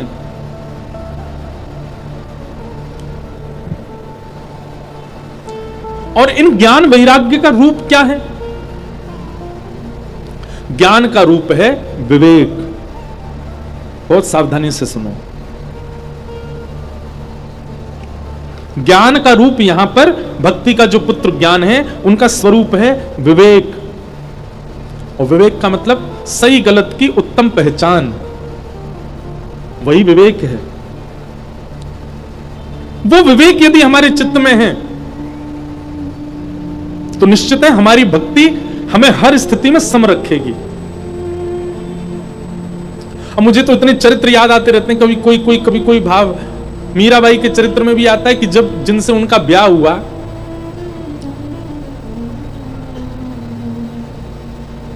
अद्भुत प्रसंग है। मीराबाई वैसे तो जोगन भेष में ही रहती थी, पर एक दिन मीराबाई ने श्रृंगार किया, और क्योंकि वो श्रृंगार किसी लोक रंजन के लिए तो करती नहीं थी, किसी समाज के व्यक्ति के लिए तो करती नहीं थी, ठाकुर जी के भाव से रहती थी। और ऐसा वर्णन है कि मीराबाई के जिनसे ब्याह हुआ था वे एक युद्ध में गए और वहां युद्ध में बहुत जख्मी होकर के आए। कदापि औषधियां ले रहे थे, रोज वैद्य उनको देखने आते थे, पर वे मीराबाई को अपने गुरु रूप में मान चुके थे। मीराबाई थोड़ी देर उनके सामने बैठ करके कुछ सत्संग आदि सुनाती थी, कुछ पद आदि सुनाती थी, उससे वो बहुत प्रसन्न होते थे। एक दिन मीराबाई ने श्रृंगार किया और ये वही काल था जब उनके पति जो हैं वो बिस्तर पर ही थे। समाज के लोगों ने बहुत निंदा की, उनकी ननद और उनके देवर और पूरा परिवार तो उनके विपक्ष में ही रहता था। पर मीराबाई की स्थिति कौन जाने, वो लोक रंजन में नहीं थी ना। लोक रंजन में होती, समाज के भाव में होती तो शायद वो श्रृंगार ना करती ऐसी स्थिति में, और वे तो ठाकुर जी के लिए ही रहती थी। और समय का चक्र भी ऐसा कि जिस दिन मीराबाई ने श्रृंगार किया, सुबह से ही लोग बाग उल्टी सीधी बातें बना रहे थे और कदापि उनके जिनसे ब्याह मात्र हुआ था वो ब्याह भी केवल और केवल समाज के लिए ही हुआ था। मीराबाई ने पहले ही मना कर दिया था कि जो एक पत्नी का कर्तव्य होता है मैं वह निर्वहन नहीं कर पाऊंगी, यह जानते हुए भी उनसे विवाह किया था। समय का चक्र ऐसा कि जिस दिन मीराबाई ने श्रृंगार किया, लोग बाग सुबह से बातें बना रहे थे और कदापि जिनसे ब्याह हुआ था उनके प्राण भी उसी दिन चले गए। तो लोगों के पास और वाक्य मिल गए और बहाने मिल गए मीराबाई को कोसने के, टोकने के, भला बुरा कहने के।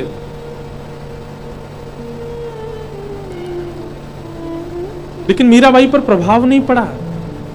मीराबाई ने तो इसी भाव से देखा कि एक भगवत जन, एक मेरा एक परम सखा भगवत धाम चला गया, ठाकुर जी ने स्वीकार कर लिया।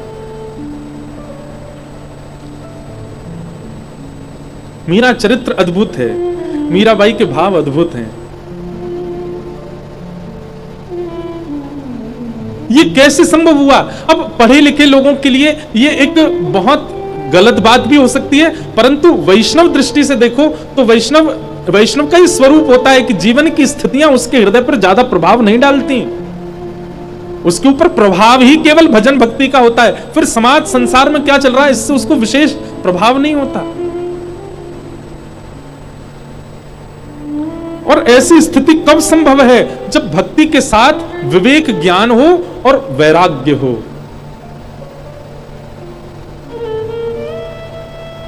भक्ति के प्रथम पुत्र ज्ञान, जिनका तात्पर्य है विवेक, विवेक यानी सही गलत की पहचान होना।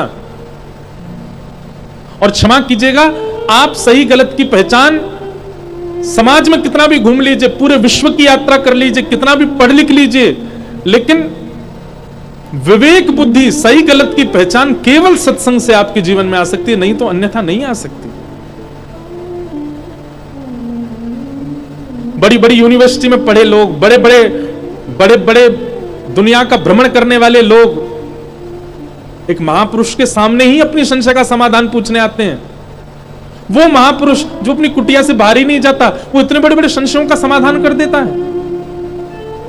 किसी समय पर हो सकता है यहां पर कुछ लोग हों, उन्होंने दर्शन किया हो, हमारे वृंदावन में श्री देवरा बाबा, बड़े बड़े राजमंत्री तक आते थे। बाबा केवल अपनी कुटिया में बैठे रहते थे, ऊपर से ही बात करते थे, और एक ही समय था उनके मिलने का। लोग जाकर के प्रश्न करते, सबके उत्तर देते थे।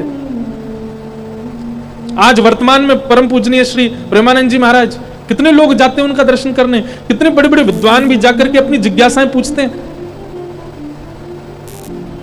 2 किलोमीटर भी नहीं चलते वे बस 2 किलोमीटर का ही आवागमन है, उतने बीच में ही उनको इतना पता है कि वो सबके प्रश्नों के उत्तर देते हैं। कैसे? क्या केवल भक्ति है उनके जीवन में? नहीं, ज्ञान और वैराग्य दोनों हैं, इसलिए भक्ति प्रसन्न रखती है। हमारे परम पूजनीय श्री मलुकपीठ वाले महाराज जी, ऐसा कौन सा प्रश्न है या ऐसी कौन सी जिज्ञासा है जिसका समाधान उनके पास नहीं है? तो ये बात बिल्कुल पक्की है कि भक्ति यदि जीवन में आई है तो भक्ति भी आपको सम तभी रख पाएगी, भक्ति भी आपको अत्यंत प्रसन्न तभी रख पाएगी जब भक्ति के पुत्र ज्ञान और वैराग्य भी आपके चित्त में हो। पर आजकल के लोगों को केवल भक्ति से मतलब है, ज्ञान और वैराग्य का त्याग कर चुके हैं हम।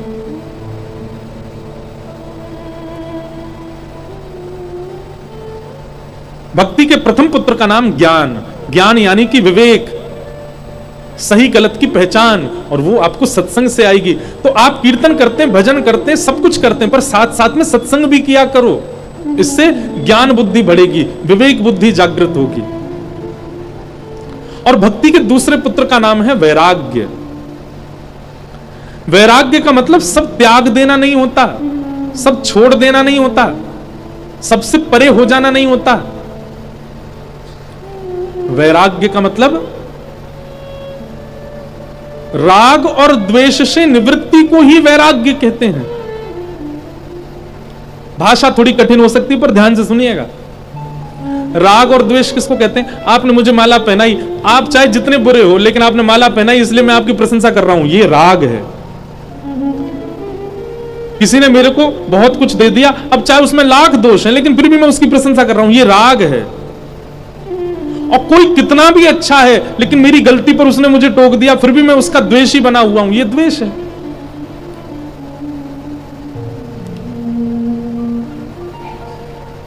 वैराग्य का मतलब क्या होता है? किसी के बहुत देने से आप उसके प्रति आसक्त नहीं होते, और किसी के बहुत निंदा करने से आप उसके प्रति द्वेष भावना नहीं रखते। ये दोनों बुद्धि आपकी जागृत हो गई तो आप वैरागी हो, आपके अंदर वैराग्य है।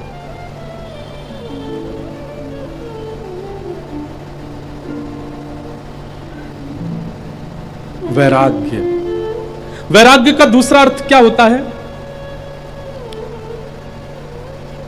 वस्तु का त्याग नहीं, पर वस्तु के प्रति जो आपकी बहुत ममता है उसका त्याग। एक बात सत्य मानिएगा, शरीर से किसी को छोड़ देना वो त्याग नहीं होता, मन से छोड़ देना त्याग होता है। कई बार हम उन लोगों का साथ देते हैं जिनको हम मन से नहीं चाहते, पर शरीर से ऐसा दिखाते हैं कि हम तो तुम्हारे साथी हैं।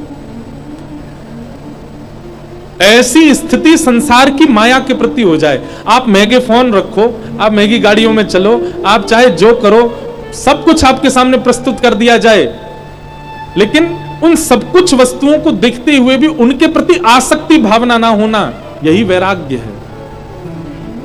उसके प्रति आसक्ति ना होना, वही वैराग्य है। और माफ कीजिएगा, जब तक ये दोनों आपके चित्त में नहीं आएंगे, विवेक ज्ञान और वैराग्य, तब तक आप अपनी भक्ति से प्रसन्न नहीं हो पाओगे, आप अपनी भक्ति से आनंदित नहीं हो पाओगे, उस परम सत्व का दर्शन नहीं कर पाओगे। और ये दो स्थिति दो ही प्रकार से बन सकती हैं, या तो बहुत सत्संग करके इन दोनों को जागृत करो कि ये विवेक है और ये वैराग्य है, और या फिर दूसरा तरीका है बहुत भोले बन जाओ, इतने सरल, इतने सहज, इतने सीधे बन जाओ, कुछ पता ही नहीं है संसार में। दूसरा वाला बहुत कठिन है, भोला बनना। आजकल सबको सब कुछ पता है, इसलिए सीधा और भोला बनना तो बहुत ही मुश्किल है। सबको सब पता है, इसलिए पहला वाला अप्लाई करो। क्या विवेक क्या है? सत्संगों के द्वारा जानना शुरू करो।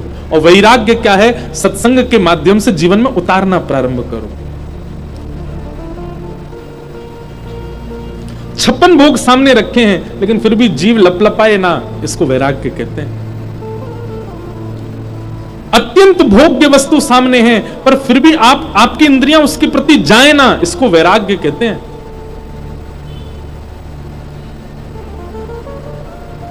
और ये दोनों भक्ति में आवश्यक है। हम लोग भक्ति तो करते हैं, श्री राधा जप रहे हैं, श्री कृष्ण कृष्ण जप रहे हैं, ठाकुर जी का नाम उच्चारण कर रहे हैं, कथा सुन रहे हैं, लेकिन जैसे ही जीवन में कोई परिस्थिति आ जाती है, टूट जाते हैं, रोने लगते हैं, बिखर जाते हैं, परेशान हो जाते हैं। इसका मतलब है हमारी भक्ति केवल दिखावा है। भक्ति तो करते हैं, भजन तो करते हैं, नाम जप तो करते हैं, कथा तो खूब सुनते हैं, लेकिन जैसे ही भोग विलास की स्थिति सामने आती है तुरंत उसमें कूद पड़ते हैं, उसको करने में बिल्कुल लज्जा नहीं करते। काय बात के भक्त?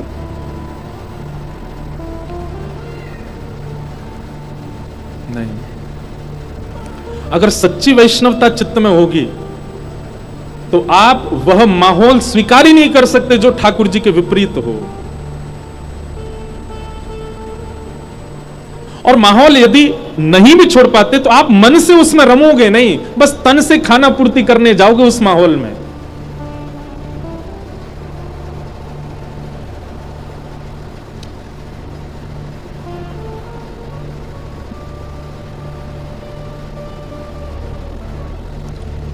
ऐसो दुख दीजो हिय माही, ऐसो दुख दीजो हिय माही। बिन पद कंज छटा दृग देखे, बिन पद कंज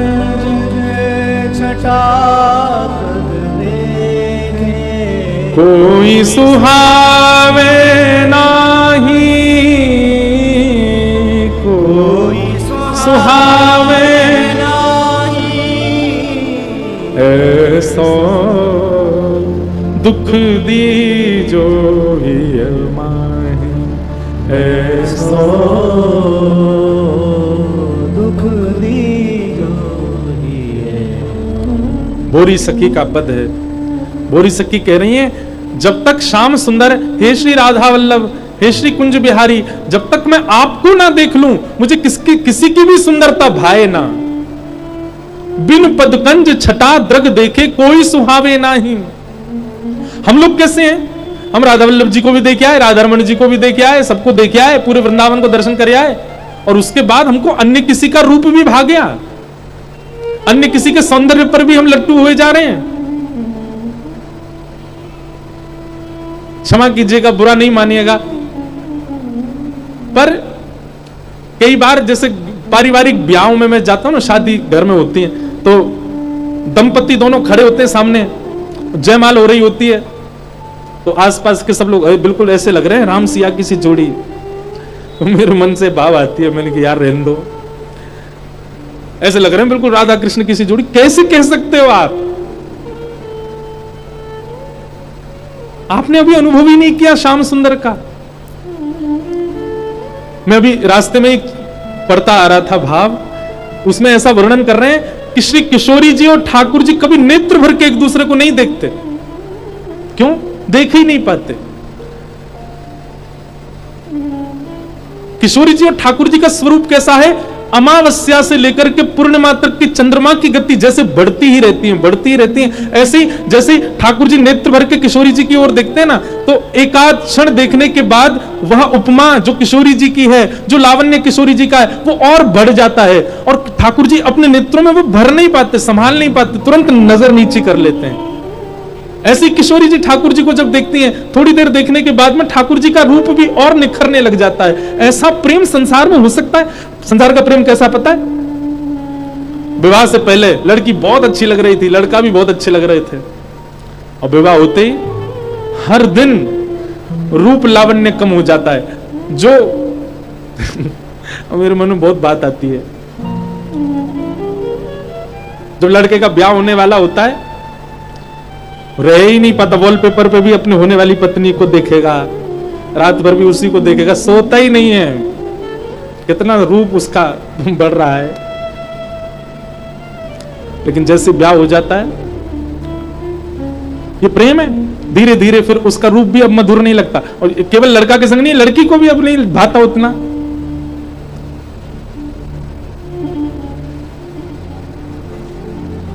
हमारे श्यामा श्याम को देखो, इसीलिए ठाकुर जी जब मंदिर खुलता है ना, पर्दे खुलते तो हमारी ओर मुख करके क्यों खड़े हैं? क्योंकि श्री जी के लावण्य को जब पर्दा लगा था, थोड़ी देर देख लिया ठाकुर जी ने, उसके बाद अब देख ही नहीं सकते। इतने ठाकुर जी को लगता है कि अब मैं कैसे, इतना रूप लावण्य है, मैं कैसे इसको संभालूं?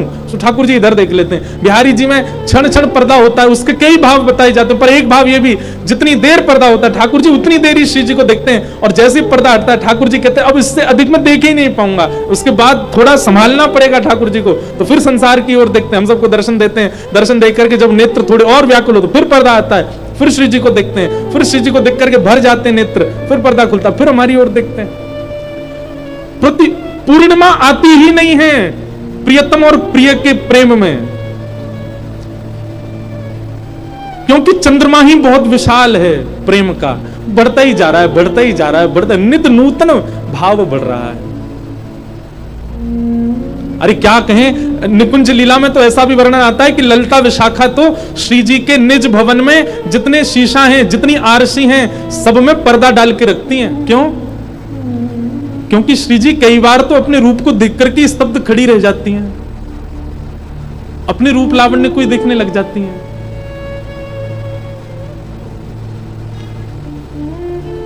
अद्भुत है निकुंज रस, वह प्रेम भाव, उसकी बिंदु भी हमारे ऊपर नहीं गिर सकती। अभी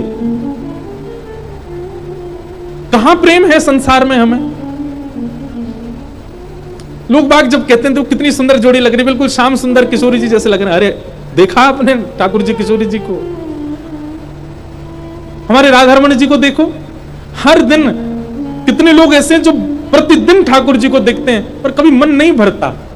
प्रेम लिख लीजिएगा, प्रेम वही मानो जहां नित्य देखने के बाद भी, नित्य मिलन के बाद भी, नित्य श्रवण के बाद भी कभी पूर्णता ना अनुभव होती हो, वही प्रेम है। संसार में यह प्रेम नहीं हो सकता। हमारा मन भर जाता है कभी कभी, और क्षमा कीजिएगा अगर कभी कभी वृंदावन रस से भी आपका मन भर जाता है। किसी ने कहा आप चलो वृंदावन, खाली थे, कोई जरूरी काम नहीं, लेकिन फिर भी आपके मन से बहुत दिन रह के आए, अभी तो गए 2-4 बार हो आए, अगर ऐसी भावना मन में आ रही है तो भैया मेरी व्यासपीठ से आपसे प्रार्थना, साल में एक ही बार आया करो, और वो भी कम ही कर दो, 2 साल में एक ही बार आओ, कोई जबरदस्ती नहीं। वैसे बहुत भीड़ हो रही वृंदावन में। वृंदावन तो वही आवे जिसकी ऐसी स्थिति हो, जो भोरी सखी कह रहे हैं, बिन पद कंज छटाद्रग देखे, बिन पद कंज छटाद्रग देखे, कोई सुहावे नाही, कोई सुहावे नाही, ऐसो दुख दी जो ही ऐसो दुख दी जो ही।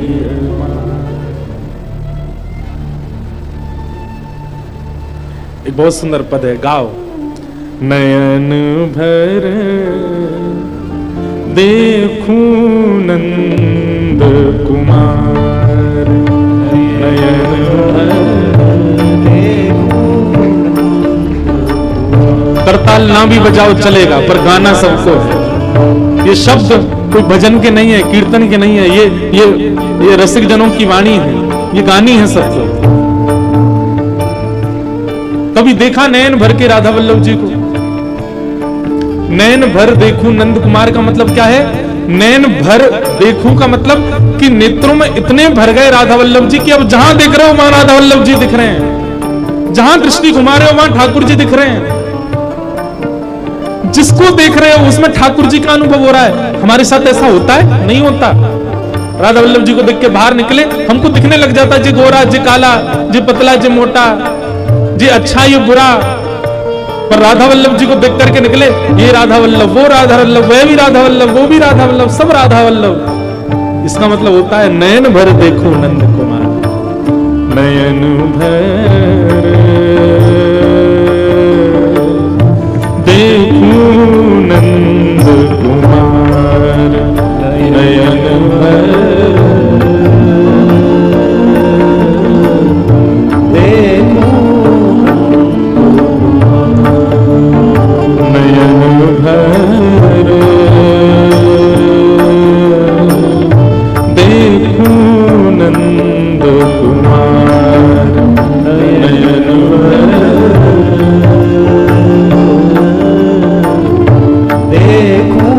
कुम्मनदास जी का पद है। ता दिन पे सब भूल गई हूँ, ता दिन पे सब भूल गई, दोहराओ पीछे, ता दिन पे सब भूल गई हूँ, ता दिन पे सब बिसरो पति परिवार, बिसरो पति परिवार, बिसरो पति परिवार,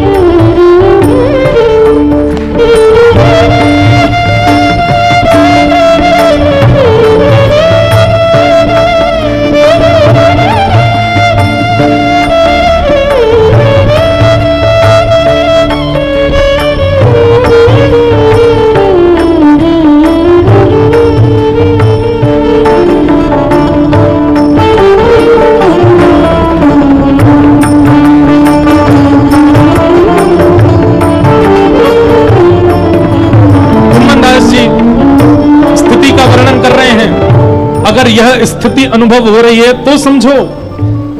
अगर एक बात और कह दूं तो कोई अतिशयोक्ति नहीं, यह स्थिति यदि बन रही है तो यह भी मान सकते हो कि श्री आपने राधा वल्लभ जी को नहीं, आपको राधा वल्लभ जी ने देख लिया है। ता दिन ते सब भूल गई हूं, बिसरो पति परिवार। सब भूलने लग जाओ, बस एक सांचे राधा रमण याद रहें, एक गिरधर गोपाल याद रहें बस। कुम्मन दास जी अगली स्थिति बताते हुए कह रहे हैं कि जिसने ठाकुर जी को नयन भर के देखा होगा उसकी स्थिति क्या होगी।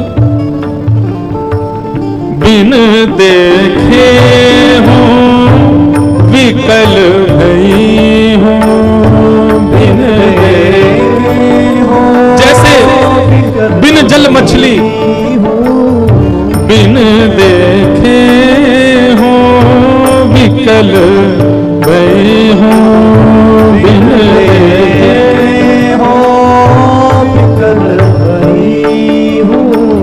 अंग अंग सब हार, अंग अंग सब हार।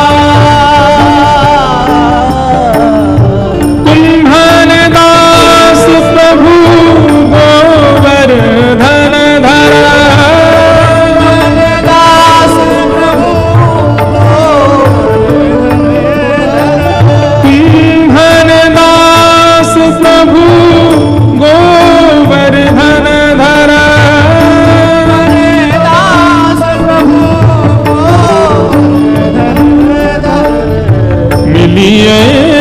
बहुरी रिमाई,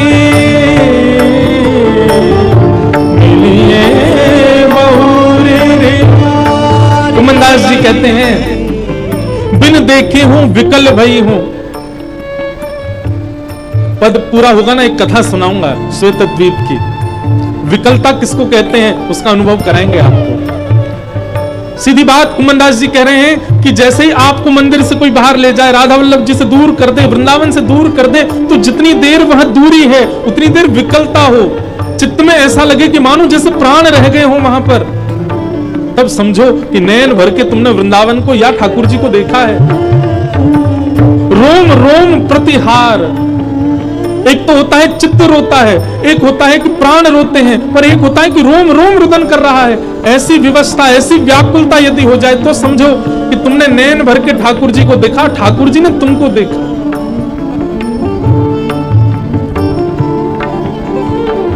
देखूं नंद कुमार नयन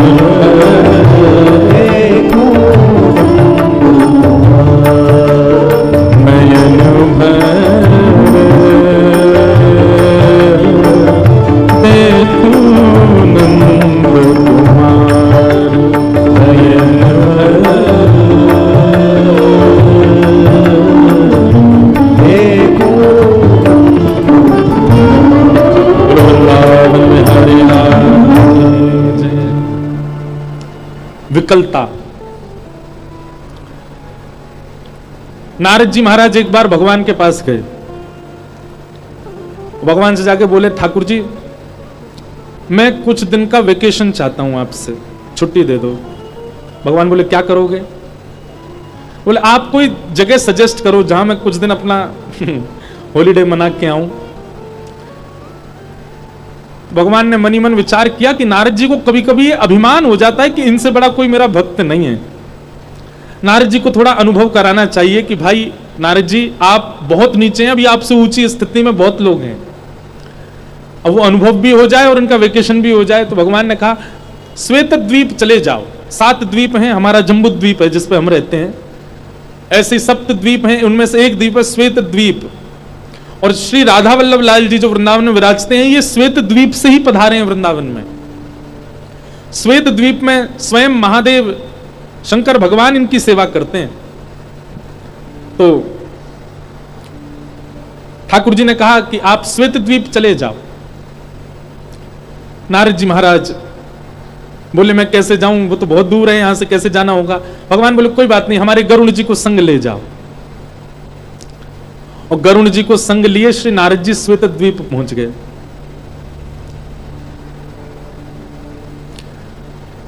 श्वेत द्वीप में जाकर के क्या दर्शन किया, बहुत सावधानी से सुनो। श्री राधा वल्लभ लाल जी का निज मंदिर है, महादेव सामने खड़े होकर के आरती कर रहे हैं, गणेश जी कार्तिकेय जी घंटे घड़ियाल बजा रहे हैं, श्री पार्वती मैया जी पीछे खड़े होकर के चमन डोरा रही हैं, और पूरा शिव परिवार राधा वल्लभ जी की सेवा कर रहा है। राधा वल्लभ जी ठाकुर जी हैं महादेव के, और लाखों की तादाद में दर्शनार्थी श्री राधा वल्लभ जी के दर्शन कर रहे हैं, और उन लाखों दर्शनार्थियों के पीछे श्री नारद जी और गरुड़ जी खड़े होकर के राधा वल्लभ जी का दर्शन कर रहे हैं। और तभी क्या हुआ, आरती पूर्ण होते ही सब जय जयकार करने लगे, महादेव ने जल छिड़काया, सबके ऊपर प्रसादी बांटी, और उसके पश्चात महादेव ने जैसे ही पर्दा किया, पर्दा करते ही जितने दर्शनार्थी खड़े थे सब मूर्छित होकर गिर पड़े। अकेले नारद जी खड़े रह गए और गरुड़ जी, बाकी सब मूर्छित हो गए। नारद जी बोले, ए गरुड़ भैया जी क्या हुआ? बोले पता नहीं, देखना जरा सबकी श्वास चल रही है कि नहीं। गरुड़ जी ने देखा सबकी श्वास बंद हो गई, सबकी धड़कनें नब्ज बंद हो गई, सब बिल्कुल मृतक हो गए। नारद जी तो बड़े व्याकुल हो गए, भैया क्या हो गया ऐसा, और ये सब मूर्छित हो गए और मैं और तुम खड़े हैं, इसका मतलब कुछ तो यहां हुआ है जिसका प्रभाव हम पे नहीं हुआ। नारद जी बड़ी चिंता में थोड़ी देर देखने लगे क्या हुआ क्या हुआ। थोड़ी देर बाद महादेव पुनः आए और घंटी घड़ियाल बजा करके जैसे ही राधा वल्लभ जी के पुनः दर्शन खोले तो जितने लोग अचेत हुए थे वे सब जीवित हो गए, जीवित होकर के खड़े हो गए। राधा वल्लभ लाल की जय, प्राणेश श्री राधा वल्लभ की जय। नारद जी बोले भैया जी क्या है? दर्शन बंद होते ही सब मूर्छित हो गए, दर्शन खुलते ही सब जीवित हो गए। महादेव के पास गए, चरणों में प्रणाम किया, बोले भगवान भेद खोलिए, ये क्या हो रहा था अभी यहाँ पे? महादेव कहते हैं किसी के प्राण अन्न में बसते हैं, किसी के प्राण धन में बसते हैं, किसी के प्राण वायु में बसते हैं, पर इन सब लाखों के प्राण राधा वल्लभ जी के दर्शन में बसते हैं। जब राधा वल्लभ जी सामने होते हैं तो ये सब जीवित होते हैं, और जैसे ही दर्शन बंद हो जाते हैं तो प्राण ही निकल जाते हैं। सोचो किस अवस्था के लोग हैं। नारद जी ने तुरंत अपनी झोली में सबकी चरण रज भर ली। बोले इसको नित्य माते, मेरे को तो लगता था मुझसे बड़ा कोई वैष्णव नहीं होगा, पर मैं ठाकुर जी से दूर जाकर के भी जीवित तो रह लेता हूं। मेरे अंदर तो इतना प्रेम भी नहीं कि मैं ठाकुर जी के वियोग में प्राण त्याग दूं। मुझसे ऊंची स्थिति में तो यह है कि राधा वल्लभ जी ने दर्शन अनवसर किए तो प्राण ही निकल गए। ये गरुड़ भैया तुम ही ले जाओ, थोड़ी बहुत रज रोज लगाएंगे भैया, इनकी कृपा हो जाए हमारे ऊपर।